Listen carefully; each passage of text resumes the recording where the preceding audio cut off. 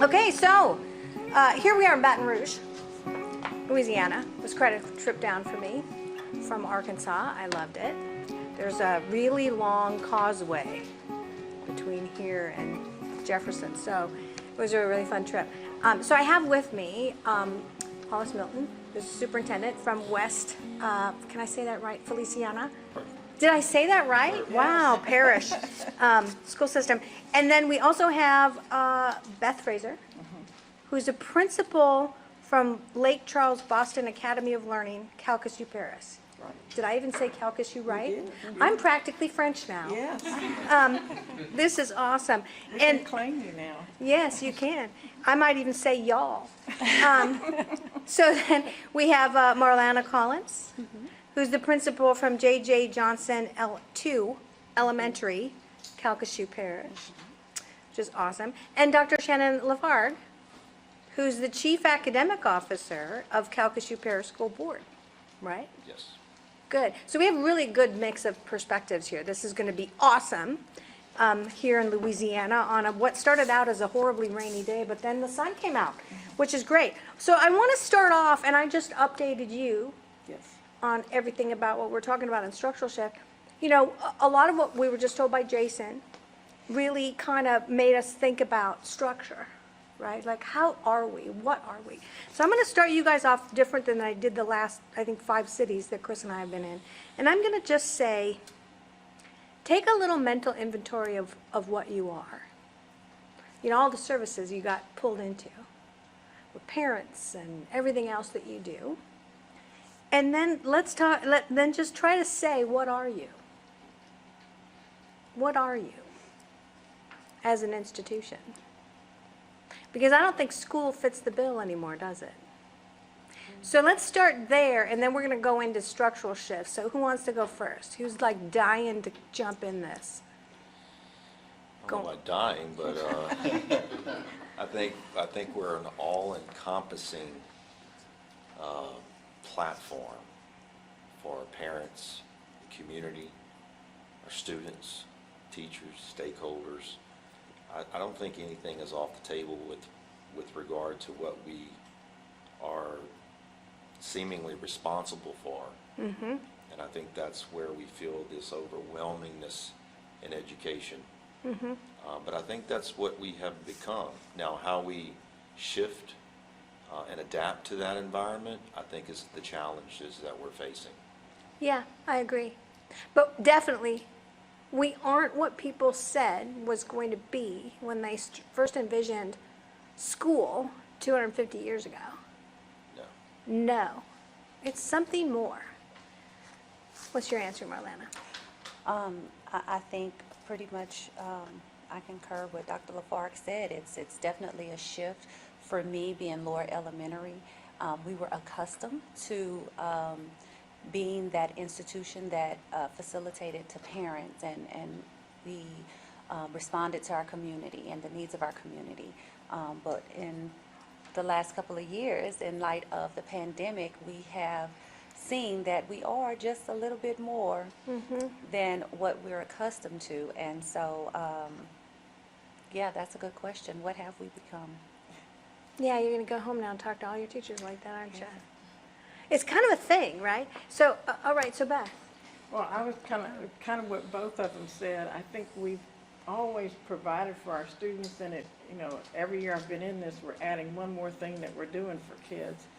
But I don't know that everybody in the community was aware of all that until the pandemic hit, and then it was like, well, they did that at school. Who's going to do it now? How are they going to do it for us? And then I think there was a lot more communication between parents who were in the panic mode. And so all of a sudden they became very much aware of how much we could do. And now it's not that we're doing for a few. Everybody wants everything on the platter. And we want the platter service to get bigger and bigger. And I think that's where we all struggle with it. And I think that's where teachers especially just feel like they're pulled and stretched until they're just about to pop. Yep. Yeah, so what I just heard from that is that a lot of you guys need to push back on who's asking for, not the parents, right? But above you, it's like, really? Are you going to put one more thing on me? Because I'm about to have a protest party. But Yeah. the thing is, if you put the kids first. Yeah, your then heart the is so answer big. is Yeah. there's not an end to what you should be doing for them, because so many of their parents don't or can't or won't or whatever. Yeah, and or they so- were first responders, or yeah, so you feel like, yeah, you're caught in between a rock and a hard place because your heart's big. Hollis. With the heartbeat of the community. And I think pretty much the whole framework of your community is dependent upon you. Your parents and your families are dependent upon you to not only educate their kids, but to serve meals, to provide social emotional learning, healthcare needs.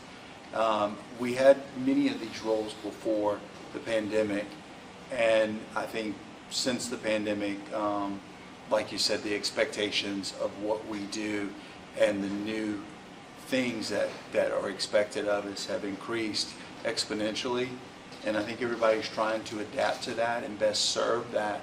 And then the question comes, okay, then how do we continue or maintain, and should we, and are there other places that we should pivot? Because we're still primarily a learning institution, right? And so we need to figure out what that really means, and maybe re-examine our role too, to make sure that we're doing what we need to do, and also bridge the gap by finding new partnerships. Because we can't do all of this work and sustain it. We need to find others who play their part in serving our community as well. Yeah, I agree. But I think it's also the structural shift, right? So we talked a lot early in the day about what's happening in this shift of expectations since the start of pandemic. Because like I said, everyone went shopping and they found online curriculum and apps galore.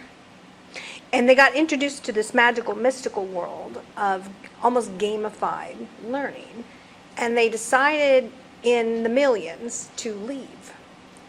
So you're losing students, you're losing teachers for various reasons, retirement and overwhelm, right? And it's a structural moment for you that may be calling for a shift in what you are. So following on the what are you question that we just have, put a lens on it for structure. And do you feel like maybe there's going to be a change from a something to a something? I'm going to come back to you because I think we should go the other direction this time, right? So, Hollis. Well, I think in the marketplace, you have to find your niche. Yes. And that's exactly what we have to do. I'll say particularly for my district, what are we good at? What are we excited about? What do the needs that we serve? And if we stay true to those, where our customers are going to stay loyal to us. Now, that doesn't mean that we can serve every customer, nor should we. I've never believed that we should serve every kid who lives in our community, because every person has a different need. Yeah. But the ones that do choose us, we need to provide the best quality education that we possibly can, and that's what we're going to stay committed to. So I think in all of this shift, I don't see the student enrollment for me in particular as the threat. We're still growing. We still see that we fit a certain niche, and people are attracted to that, and so we can attract new students. I do feel the stressor of the greatest struggle is maybe from a teacher side of it, because of teacher burnout and the sheer numbers that are not coming into education right now is a dramatic struggle. It's a struggle for every district in the nation state, and I'm beginning to feel that struggle in West Feliciana. Yeah, I know this is true all over. We were just in Boise, and one of the superintendents said they need 300 in short order. And there's no, like, you can't just put an order in somewhere. Teachers, please. All right. And I think Yeah. that's, that part of the equation for me will probably lead to a pivot for us in how we provide education in certain areas, especially in areas that are at the high school level. You need a high school chemistry or physics teacher. Where do you go find those folks, and how might you use a virtual platform to And a provide network. services through a network? Yeah. And that's where we're pivoting now, and we'll continue to grow, and we'll see, you know, where that leads us. But I think as long as we provide a holistic, high-quality education, I think parents are still seeking that. There's a social emotional experience to being at school, to being a part of something, and that's academics, arts, athletics, extracurriculars, and if we can provide high quality for that, I think the customer still will come back to us time and time again. Yeah, I completely agree with that. Your brand is human, and you have to maintain the human side. But I think there's also the other side of it. It's not always perfect for every kid. I mean, there's bullying. Okay, so some kids are like, no on that. I want to be this. So we are living in this weird stage, and I'm gonna come back to the two of you, because I know that Shannon's doing some of this, what Hollis was just talking about, in terms of like a little bit of a, let's create a network already. So can you tell us all about that structural change? Yeah, in one of our table talks, we were discussing, you know, the shift in the issues and problems that we have with hard-to-staff schools, hard-to-staff content areas, hard-to-staff communities. There's less and less of those traditional educators coming out of the university level, the teacher education programs. And then when you do get a teacher that, you know, we can send to iTeach or one of the privatized educational training platforms, it's still a lag between them getting the education and actually being highly effective in the classroom. And then parents want face-to-face, right? But if we can at least provide, and I love the presentation that we had before, where you're leveraging technology, leveraging the technology, you're leveraging the staff, you're leveraging the facility, but then we added another component to that, and that was leveraging the certification. So looking at our certifications for our current staff, and then see if they are willing to actually deliver highly effective instruction in their content area that they're passionate about. They may have drifted away from their content area at some point in time and got into, I still love this, you know, the formal structure, right? The normalized systems that we have, the traditional approach to education. So if we had a continuum of mindset and structures, I think that's what you're looking at. Yeah. You have to have the mindset, and the structures are being built with the appropriate mindset. And if the mindset hasn't shifted yet, well, maybe it will once we build the structures. You know, so I think that continuum is going to be critical in order for a large organization or a small organization to make the appropriate. Really, the shift we're talking about is a paradigm shift. Yes. This isn't just a shift where we turn the large ship, right, or turn a car. We're talking about a complete paradigm shift of how we deliver education in the 21st century.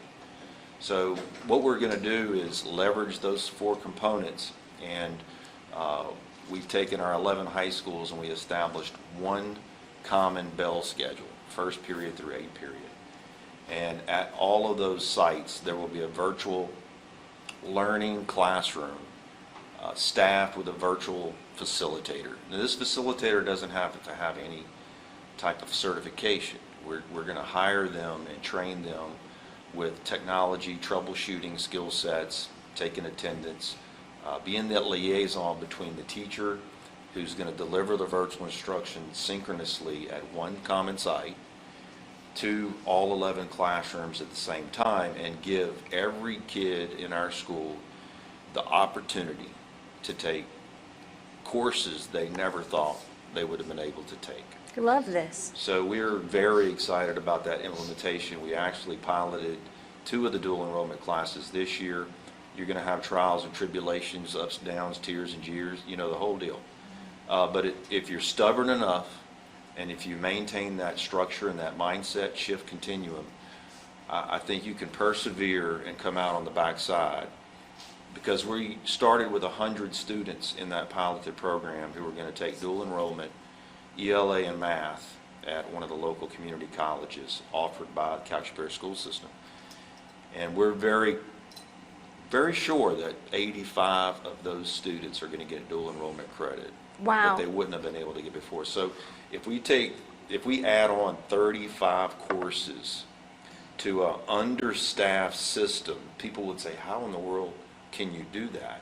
Well, you got to leverage your staff, leverage your facility, leverage your technology, leverage your mindset, and then have that paradigm shift, and then embrace this opportunity, because I think that's another thing that we've come out on the other end with. And not that we're on the other end, it's evolving. But the opportunity to embrace this, we can look back and say we were a part of making the transition from traditional educational system to a system that can meet the needs, literally. And when you talk about equity and equitable approaches to education, we can literally meet the needs of every single child within our system to a very large degree. Yeah, in a matrix. In a So matrix. you're operating from a mindset of a matrix that is beyond your walls and your geography, Yes. and you're Uberizing it for every individual. And that's really the vision that we talked about, which is amazing. And I want you to keep a diary so I can print it later. Well, and one more thing about the relationships in the virtual world. We have Crystal Briley here who manages our Connected Classrooms, which is our 100% virtual environment for all kids. But they have open house, and those families come onto the site, and they're able to collaborate. They're able to get snow cones. They have food trucks. That's that SEL piece. And they're exploring other engaging activities, even though they're part of the 100% virtual community. They've started to develop their own little niche. And I think that's that, they're starting to get some branding going on, and they feel like they're a part of a little community. I bet that goes deeper. I've watched that in California, where kids, they start out completely virtual, right? Because they're like, I want to go virtual, my kid's getting bullied or something. But then that starts to form, and then it grows. And it's almost a little bit like Amazon came along, virtual, let's shop everything, and then sort of wiped out a lot of retail, but then bought up Whole Foods, and is now physical and virtual. You see this? So we're in the world of starting to run the ball down the middle as a perfect catering to the individual. So maybe virtual gets more physical. Physical gets way more virtual. We're in the matrix, right? And I want to bring it back to you two now. Perhaps you first, Beth. Because at the school level, this sounds wild, right? A structural shift. But you're already in it. Are you recognizing that? Talk to me about what you're seeing. Well, I think every principal can walk around their campus and they can see the kid who doesn't fit into the traditional, classroom. And so that has always been a wonderful out for that kid to be able to come virtual. Then we have the kids that are so social, they want to be around everybody and their brother and have, 100 and 200 people surrounding them. But no matter what your circumstances are, you have to be able to do both of those things, and we have to be able to shift back and forth. So it is leveraging your faculty and stuff, but I think we're going to see a lot of catering to student life and family life in that, for these 6 months, I can be face to face. But then Dad's got to go over here, but we're eventually coming back here. We don't want to leave this system, so we want to go virtual for the next 6 months and then come back to you. So I can see where, we will have in and out. And I think all of us have had homebound programs where you have a student out for 2 or 3 months and then come back. It would be so much better if that child could continue with their own class and still feel a part of it while they're going through cancer treatment or something else that's, horrible in their life, to be able to keep this, at something normal in their life. So I love that thought. I love that thought because you just focused on the human aspect. It should be precedent. But, we're like Shannon said, we're going to have our trials and tribulations, But everything we do is a learning process, and everything changes every year. You tweak this to make it better, and you tweak that, and you say, I'm never doing this again. And that's the same thing that's going to happen for us going through this process. Yeah, we're in a moment of becoming this. We're teenagers again. That's what's happening. Well, and I think too, parents aren't sure about all this. And so, at the high school level, it's very hard to get parents engaged in anything except athletics or, any kind of extracurricular, whether it's band or those kind of things. But when they're not sure exactly what their child is doing, they tend to want to come to orientation more. They want to keep in touch with the teacher a little bit more. But there is the struggle, and so many parents are not techie. And those kids can pull the wool over their eyes in a heartbeat, especially in the high school level. And, unfortunately, we have a lot of grandparents who are raising children, and they are really lost. I think about a grandmother we had who was raising a grandson when we all had to go out. And she said, how do I do this? And we said, well, do you have the laptop? No. Okay, you need to go to the school and get the laptop. Okay, then she calls us back. Okay, I have it, but it's not doing anything. Well, you have to turn it on. Well, how do you do that? So all this conversation is occurring over the phone, and the poor grandmother, you just feel so sorry for them. So we almost need to be able to have classes for parents as well as students. A lot of schools have been doing that. They bring them in, they get parent boot camp and grandparent boot camp. Yes.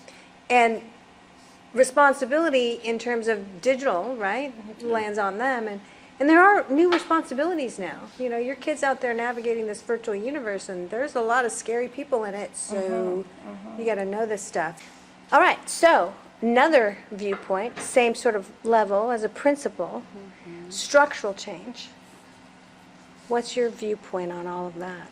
I do see it as something that is inevitable. I used to use a quote, if they can't learn how you teach how they learn. And I see us really shifting to that we have to engage them where they are and teach them how they learn and build those structures around that. And what is that going to look like in the classroom? The move from traditional teaching to now shifting how the students are learning on their level. So that is going to be a definite structural shift for the students and the teachers. The teachers having to make that structural shift as well, to focus on the human side and not so much on targets. Yeah, but Marlana, I would like to be in your shoes for a while, because you're dealing with the littlest kids. The littlest ones. And yes. when you said how they learn, instantly my mind went to all the kids in my family and kids I see around, and they've all got devices when they're 1 and 2, and their parents have downloaded apps and they're playing on those. And then by the time they get to you, even in kindergarten, they're very facile with all these apps. And they live in what I like to say is the short form world. Maybe they text, and text is short form. It's very informal. And so we're raising a whole lot of very informal little short form communication pattern, snippet people, I like to call them. And game-ish people. They have this other virtual world going on in the background. Can you comment on this? Or you see something different? I do. I actually do, and it's very interesting because they are so well versed in technology, and they know they can troubleshoot better than we can on those devices. Wow. As we're Kindergartners. yes, Scary. yes, and as we're teaching them to write, they are learning, or they have learned the language of. I don't even know what you call it, the short form of texting, where the acronyms and just letters for words that Yeah. they use to text. Just use the letter U for yeah, you. and you know what why that do you all means. this? Yeah. They know that. Yeah. They know that. And so now teaching them proper grammar and how to write sentences is a challenge because they are writing what they are used to. Short form. Short form of typing. And, it becomes, I had a conversation with a teacher. She was like, why are we doing this? Because will students be writing much longer? Oh, Won't yeah. everything yeah. be- They already can't read cursive. They can't, yeah. Yeah. And it's a struggle because they're having a hard time making that shift from formal grammar and their texting language Yeah, in first and second grade. Yeah, we could talk about this for another several hours. I'm going to take us in a different direction, but this is a great comment because we could go down this rabbit hole for a while because I think it's affecting the structure of their brains too. Like how you partition your thinking. If it's more short form versus long form, I believe there's a second level. You were talking earlier about digital citizenship. There's another level of responsibility that we've started talking about as Learning Council and the EduJedi Leadership Society having to do with the responsibility to teach long-form thought and long-form writing. Like, we think we've always done that, but the place from here, where those kids are, all the way to here, where you could construct in your mind an entire several pages of essay. Wow. Huge leap from nowhere compared to this. So there's a whole nother level of responsibility coming. I think that also, the back end of it that's going to bite us is they're going to really need a lot of social emotional learning. Because if you go into school where the students have their devices out, they're walking down the hall doing this. There's not eye contact, there's not talking between students. And you have the same thing even with young teachers. They're standing at their door and they're doing the same thing. Oh, yeah. And there's not the human interaction and that you used to see in schools. Yeah, so let's finish this off, like, as that is a key part, is where are we going? Like, so we talked about structure. We do have a heavy lift, social, emotional, as well as a recovery period from the fear and grief. But we have to go up a really tall mountain, is basically what we've identified today. There's a tall mountain ahead of us. It's not like back to normal is real. Like, nowhere we go is normal. People are saying they're going back to normal. And the wealthy parents normally want this because they want the same for their kid. They succeeded in life, they want the same. But everyone else is like, no, that's okay, change everything, right? Which I agree with. So really, what's next? And what is the scope of what you're going to have to deal with? What do you really think that is? And I'm going to start with you. Mental health is going to become a huge priority for school systems because of the grief, the loss, the probably just the dramatic amount of change. Change is hard, and students are resilient, but you're not only dealing with students, you're dealing with families who are really struggling with all of the changes. So I think mental health, although talked about a lot, is now starting to become a priority. And when you say become a priority, I believe you're going to see more financial change regarding that, Yeah. moving it up the chain in priority. A lot more focus on social emotional learning. I do believe digital citizenship fits into this in a lot Yes. of ways. There's a lot of connectivity because the more the students are on devices or use, there is a toll there that can be social, emotional. Secondly, we need to figure that out, like you said, from short form to long form. I think we're going to have to figure out how we help our students understand what is informal and what is formal, and how we work through that and how they actually understand when is one appropriate and when is the other appropriate. The good news is children are resilient, and I think we're just a part of a lot of change, and we got to navigate that at this point. So, Yeah, right, Beth. I agree wholeheartedly with what you said. I think that's going to be true for us as well. And in Southwest Louisiana, our problems were compounded with the hurricanes and the floods and everything that we've had. So there really is no normal. I mean, my school now, when it rains more in the gym than it does outside. We're still dealing with all that as well. So, it just makes the problems bigger and bigger and the financial issues bigger and bigger. And, thinking about children and their mental health, it's just really tough for them and for the students, for the parents as well as the students. But I'm like you, I think they're resilient. I think if you have a good teacher, I don't care what happens or where you put them or what you ask them to do, they'll find a way to make it work. I had a teacher one time that I swore I could put him in a closet with the lights out, and those kids would come out knowing more American history than, if they had been taught by a scholar. He was just that great a teacher and that engaging. And I think we saw that too with the pandemic. You had teachers who really weren't even techie, but they knew they had to think of some way to get to their students and to relate to them and to talk to their parents. And if they didn't know how, they would find somebody that did know how who would help them out. So I think if we can somehow recruit wonderful teachers and people into the education field, that will help us solve all these problems. Yeah, I totally agree. And maybe not always it has to be a certified teacher. Maybe it's just somebody who loves well for that part, right? I love that. Okay, so Marlana, you get to be with all of the already probably mostly happy all the time little tiny ones, which is a super lucky thing to do. I want to be you could tell. What are your thoughts on the same thing? I see, the children will be fine. They are resilient. They're happy to learn, and this is their world. We're just trying to survive and come to terms with living in their world.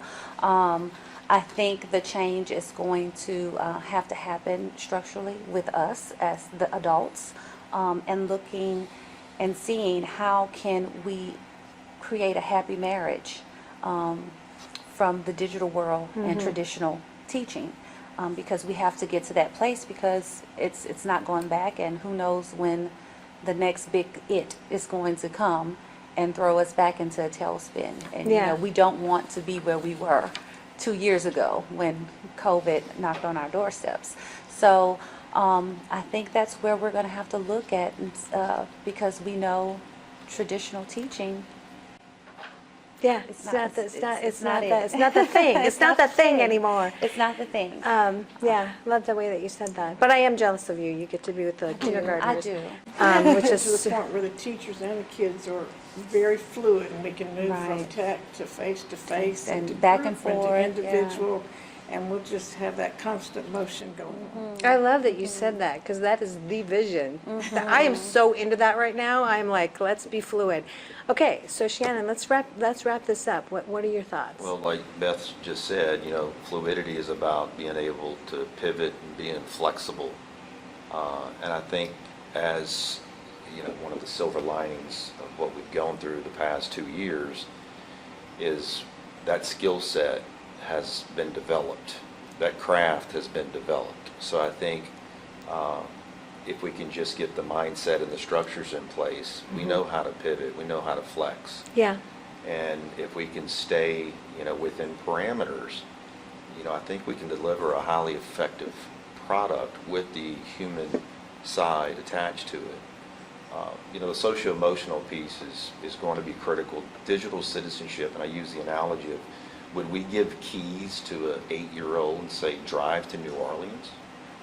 No way. They're not prepared. They're not ready to get in a vehicle. And even when they're 15, 16 years of age, they're going to take training.